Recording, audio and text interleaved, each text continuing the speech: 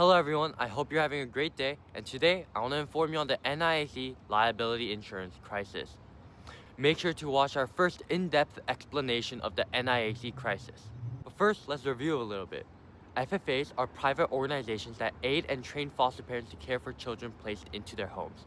They act as a link between the state-ran system and foster families, meaning that they also need to ensure homes meet licensing standards for the care of a foster child and that the child receives the proper care, counseling, and education that they need. Liability insurance is something that all FFAs legally cannot function without. Over 90% of FFAs were insured by the NIAC prior to September 9, 2024, but suddenly the NIAC announced that they would not be renewing these coverages for all of their FFAs. Due to the NIAC pulling out of the FFA insurance market, 8,000 to 10,000 foster kids may be displaced within the following months.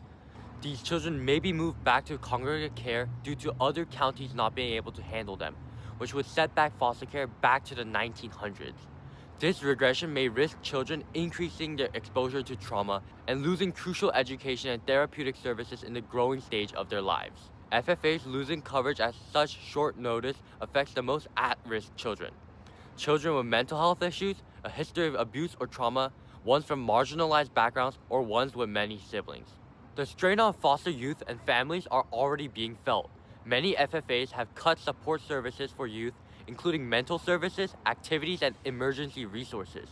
When state budgets run dry, these agencies are reliant almost fully on philanthropic efforts. The NIAC insurance crisis risks altering the future of foster children for multiple decades to come, especially if those foster children experience disruption and displacement in a critical period of their lives.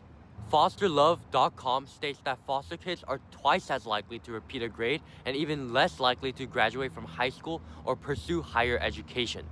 The oncoming wave of instability for foster children will only widen that gap even further.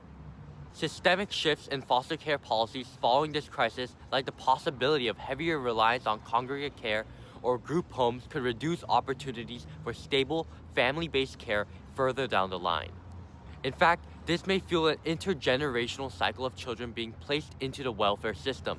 According to LA50.org, Breaking the Intergenerational Cycle of Foster Care, over 50% of children born to mothers from foster care are reported to foster care before the age of 3, compared to 10% of their non-system affiliated peers. So this is how you can help. Foster kids need your help more than ever right now, and you can help them out by donating to a local FFA, advocating by sharing our videos, and volunteering time with foster system help organizations. Even a small push for foster children can go a long way in the midst of these large changes. K-Box is a student-led, non-governmental organization dedicated to empowering foster kids through culture. We do this by raising funds through our K-Boxes, which goes on to create events and educational opportunities.